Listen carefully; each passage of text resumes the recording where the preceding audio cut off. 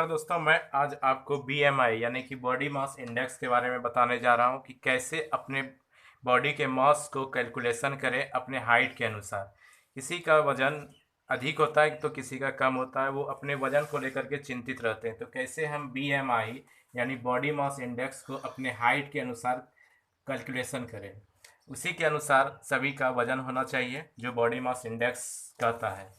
तो आप इसका इकोनॉमिक्स का 10th क्लास में भी आप इसे देख सकते हैं, जो कि बच्चे को बताया गया है ताकि वो नरिश्ड, अंडर नरिश्ड और ओवरवेट के बारे में जान सके। तो चलिए वीडियो को स्टार्ट करते हैं। देखिए, हेल्दी रेंज जो होना चाहिए, सबसे पहले बीएमआई कैसे कैलकुलेट करेंगे। बीएमआई बराबर होता है किलोग्राम पर मीटर स्क्वायर। ये फार्मूला आपको याद रखना होगा क्योंकि इसी फार्मूले पर हम बॉडी मास इंडेक्स को कैलकुलेट करेंगे। तो बीएमआई बराबर होता है किलोग्राम पर मीटर स्क्वायर। तो हेल्दी रेंज क्या होता है? एक हेल्दी रेंज 18.5 से 29.9 होना चाहिए, यानी कि 18.5 से 30 तक होना चाहिए एक हेल्दी रेंज। तो अगर 18.5 से कम है तो वो अंडर नरिश्ड, अगर 29.9 से अधिक है तो वो ओवरवेट, और अगर 18.5 से 29.9 तक है तो वो नरिश्ड कहलाएगा, यानी कि वो ठीक ठाक है, ठीक है, सही है। अगर कम है 18.5 से तो वो गड़बड़ है, या अधिक है 29.9 से तो वो भी गड़बड़ है, उसे ठीक करना होगा। तो देख सकते हैं, अगर किसी का वजन 68 kg है और उसका हाइट 168 सेंटीमीटर है, तो उसका बीएमआई क्या होगा? तो कैलकुलेशन करेंगे कैसे? बीएमआई कैसे कैलकुलेशन करेंगे? केजी पर मीटर स्क्वायर, ये सेंटीमीटर में है, ये केजी में है, तो सेंटीमीटर को मीटर में चेंज करने के लिए क्या करेंगे? 100 से डिवाइड करेंगे, तो ये कितना हो जाएगा? 1.68। अब ये क्या कह रहा है कि स्क्वायर करने के लिए कह रहा है मीटर का, तो ये मीटर का स्क्वायर किए। इसे कैलकुलेशन करने के बाद हमारे पास रिजल्ट जो आता है वो आ जाता है 24.09, जो कि 18.5 और 29.9 के बीच में है। तो ये बीएमआई सही है, ये कैलकुलेशन सही है, ये वेट सही है। अगर हम ले 77 kg, किसी मनुष्य का वेट है 77 kg और उसका हाइट है 170 सेंटीमीटर उसका हाइट है, तो क्या हो जाएगा कि 77 kg इसे मीटर में चेंज करेंगे तो 1.7 मीटर, इसका स्क्वायर करेंगे तो क्या हो जाएगा? यहाँ पर हो जाएगा 26.64।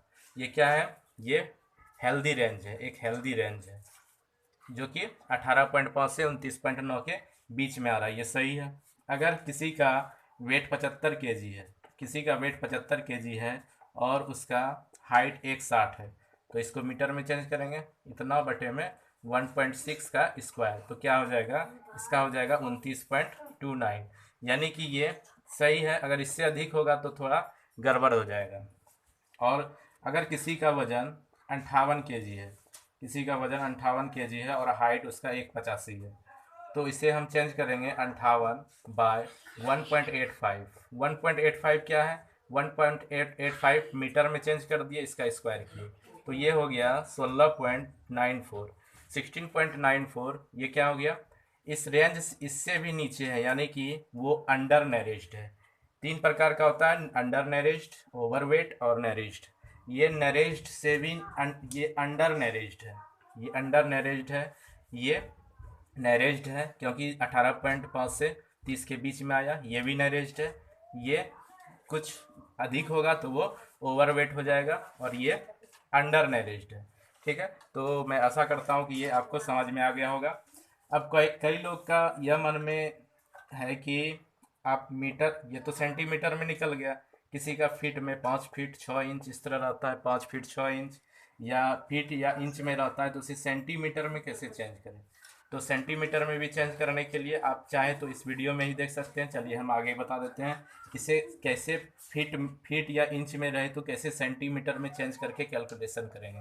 तो चलिए इसी वीडियो में हम पूरा ख़त्म करते हैं। चलिए आगे देखते हैं कि फीट सेंटीमीटर में किसी का हाइट रहे तो उसे फीट, या इंच में किसी का हाइट रहे तो उसे कैसे सेंटीमीटर में चेंज करेंगे। तो चलिए देखते हैं आगे। हाइट में आपको विशेषकर तीन चार चीज़ें मिलेंगे, एक फीट, इंच, फुट, या आपको कह सकते हैं सेंटीमीटर। तो फीट या फुट एक ही चीज़ होता है, फीट प्लूरल है और फुट सिंगुलर है। तो चलिए एक हम जान रहे हैं कि 1 फुट या 1 फीट बराबर होता है 30.48 सेंटीमीटर। 1 फुट बराबर होता है 30.48 सेंटीमीटर और 1 इंच बराबर होता है 2.54 सेंटीमीटर। ये सेंटीमीटर में है। हम मान के चलेंगे कि लेट ताकि हमें कैलकुलेशन करने में आसानी हो और याद भी रखने में आसानी हो, तो इसलिए हम मान के चलेंगे 1 फीट बराबर होता है 30.5 सेंटीमीटर। ये हम मान के चलेंगे क्योंकि हमें याद करने में ये ज़्यादा आसानी होगा और ये कैलकुलेशन करने में भी आसानी होगा 30.48 से अधिक, क्योंकि ये लगभग में आएगा उतना ही, ज़्यादा का अंतर नहीं होगा, तो हम ये मान सकते हैं। तो हम 1 इंच बराबर मान सकते हैं 2.5, क्योंकि ये 2.54 है सेंटीमीटर, 2.5 सेंटीमीटर।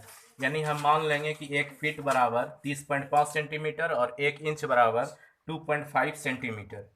तो अगर हम कहें कि 5 फीट 6 इंच, 5 फीट 6 इंच, तो हम इसको हम गुना कर सकते हैं 30.5 से, 30.5 से जो हम माने हुए हैं, क्योंकि 1 फीट बराबर 30.5 सेंटीमीटर, तो 5 फीट बराबर कितना 30.5 से गुना करेंगे इसको, और 1 इंच बराबर 2.5 सेंटीमीटर, तो 6 इंच बराबर कितना, इसे भी गुना करेंगे किससे 2.5 से, 2.5 से। तो ये गुना करने पर 52.5 आ जाएगा और ये गुना करने पर हमारा 15 आ जाएगा। तो इसे जोड़ देंगे तो कितना आ गया 167.5। ये 167.5 सेंटीमीटर में, तो पता चल गया कि ये 5 फीट 6 इंच कितना हो गया 167.5। अगर एक्चुअल में हम देखें, अगर इस कैलकुलेशन को हम लेकर चलें तो 5 फीट से 30.48 गुना करना होगा और 6 इंच से 2.54 गुना करना होगा। तो इस कैलकुलेशन से अगर हम निकालें तो निकलेगा 167.64, जो कि लगभग लगभग इसके बराबर है, लगभग लगभग इसके बराबर है। इसलिए हम ये मान के चल सकते हैं, ये मान के चल सकते हैं, क्योंकि देख रहे हैं कि दोनों का रिजल्ट लगभग बराबर है। आगे हम एग्जांपल आपको दे सकते हैं कि 5 फीट, आगे एग्जांपल देख सकते हैं 5 फीट 9 इंच, 5 फीट 9 इंच। अगर हम इसे 30.5 से गुना कर दें और इसे हम 2.5 से गुना कर दें तो ये आ जाएगा कितना 152.5, और ये कितना आ जाएगा 22.5। ये दोनों को जोड़ने पर 175 आ जाएगा, जो कि सेंटीमीटर में 175 सेंटीमीटर, 175 आ जाएगा जो कि सेंटीमीटर में है। अगर हम एक्चुअल में देखें इसके हिसाब से कैलकुलेशन करें तो ये आ जाएगा 175.26 सेंटीमीटर में। तो देख सकते हैं ये भी एक्चुअल में अगर हम 1 फीट माने, 1 फीट बराबर 30.5 और 1 इंच बराबर आ रहा है, तो इसके अनुसार भी लगभग लगभग बराबर आ रहा है, तो हम मान सकते हैं ये। अगर हम 6 फीट कहें, 6 फीट कहें तो 6 फीट बराबर कितना आ जाएगा, 6 फीट बराबर आ जाएगा, इससे 30.5 से गुना कर देंगे तो आ जाएगा 183, 183 आ गया। ये क्या हो गया हम जो माने हुए हैं। और एक्चुअल में अगर हम देखें तो एक्चुअल में कितना है 6 गुना में, एक्चुअल में कितना है 30.48, 30.48। तो एक्चुअल से अगर हम देखें तो 182.88, जो लगभग में